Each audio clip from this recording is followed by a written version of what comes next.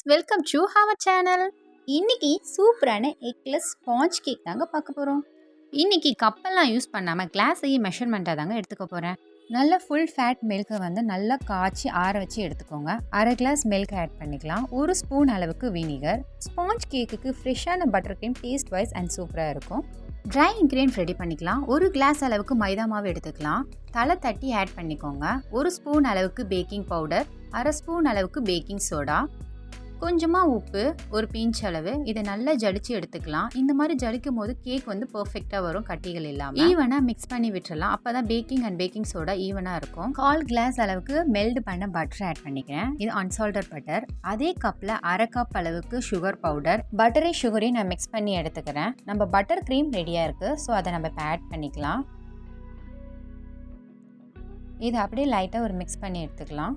இப்போ நம்ம try ingredient எடுத்து வச்சுருக்கதை கொஞ்சம் கொஞ்சமாக ஆட் பண்ணிக்கலாம். ஒரேபடியாக ரொம்ப ஆட் பண்ணிடாதீங்க, மாவு வந்து கெட்டிப்பட்டுரும். கொஞ்சம் கொஞ்சமாக ஆட் பண்ணி கிண்டி விடுங்க, பர்ஃபெக்டாக வரும். இப்போ மாவு நல்லா பர்ஃபெக்டாக வந்துருச்சு. ஸ்பாட்சில் வச்சு நல்லா இந்த கட்டிங் மெத்தடில் இந்த மாதிரி எடுத்துக்கலாம். மாவு வந்து நல்லா கெட்டியாக இந்த மாதிரி இருக்கணும். அப்போ தான் இந்த ஸ்பாஞ்ச் கேக்கு அண்ட் பர்ஃபெக்டாக பேக்கரி ஸ்டைல்லையே வரும். பட்டர் ஷீட்டு நான் வீட்டில் தாங்க ரெடி பண்ணுவேன். ஸோ கடையிலலாம் பட்டர் ஷீட் வாங்க மாட்டேன். ஸோ என்னுடைய கேக் மோல்டு சைஸுக்கு நான் இதை கட் பண்ணி எடுத்துக்கிறேன்.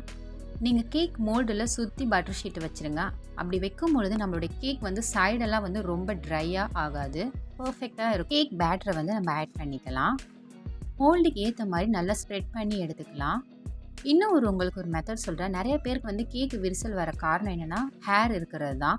ஸோ ஸ்டிக் வச்சு உள்ளே வந்து நல்லா ரவுண்ட் ஷேப்பில் இது பண்ணி நல்லா டேப் பண்ணி எடுத்துக்கோங்க. அந்த மாதிரி பண்ணும்போது ஹேர் இருக்காது. ஸோ கேக் நமக்கு வெடிப்பு இல்லாமல் சூப்பராக வரும். குக்கரை வந்து நான் 10 நிமிட்ஸ் வந்து ஃப்ரீ ஹீட் பண்ணி வச்சுருக்கேன். ஸோ அதில் நான் பேட்டரி எடுத்து வச்சுட்டேன். கேக் ரெடியாக கரெக்டாக 25 நிமிட்ஸ் தான் ஆச்சு. சூப்பராகவே ரெடி ஆயிடுச்சுங்க. ஒரு ஸ்பூக் வச்சு குத்தி பாருங்கள், ஒட்டாமல் இருந்தால் கேக் நல்லா ரெடி ஆயிடுச்சு. நம்ம பட்டர் ஷீட் ரொம்ப பர்ஃபெக்டாகவே இருந்தது. கொஞ்சம் கூட சாயில் அந்த மாதிரி இல்லாமல் அழகாகவே வந்துச்சுங்க ஷீட்டு. ஸோ இப்போ நான் கேக்கை எடுத்து காட்டுறேன். எப்படி இருக்குது நம்ம பட்டர் ஷீட் பாருங்கள். கடையில் வாங்குறத விட நம்ம வீட்டில் செய்கிறது ரொம்ப பர்ஃபெக்டாகவே இருக்கும். ரொம்ப செம்ம ஸ்பான்ச்சியாக இருந்துச்சு கேக்கு. கண்டிப்பாக நீங்களும் இதே மாதிரி ட்ரை பண்ணுங்கள். உண்மையில் செம்மையாக இருந்துச்சுங்க. மறக்காமல் நம்ம சேனலை சப்ஸ்கிரைப் பண்ணி ஆல் பட்டனை கிளிக் பண்ணி வச்சுக்கோங்க. உடனே உங்களுக்கு நோட்டிஃபிகேஷன் வந்துடும். கேக்கு இப்போ நான் கட் பண்ணி காட்டுறேன். எவ்வளோ ஸ்பான்ச்சியாக இருக்குது பாருங்கள். உண்மையில் செம்ம ஸ்பான்ச்சியாக இருந்துச்சுங்க.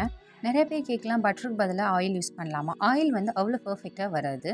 ஸோ உங்களுக்கு பேக்கரி ஸ்டைல் வேணும் அப்படின்னு நினச்சிங்கன்னா கண்டிப்பாக நீங்கள் பட்டர் யூஸ் பண்ணிக்கோங்க. இன்னும் பர்ஃபெக்டாகவே இருக்கும், செம்ம சாஃப்டாகவே இருக்கும். வெண்ணிலா எசன்ஸ் யூஸ் பண்ணல, பட்டர் வாசனையும் நல்லா இருந்துச்சு கேக்குக்கு. உங்களுக்கு இந்த வீடியோவில் ஏதாவது சந்தேகம் இருந்தால் கண்டிப்பாக நீங்கள் கமெண்ட்ஸ் பாக்ஸில் கேட்கலாம். உங்கள் சந்தேகத்துக்கு பதில் தருவேன்.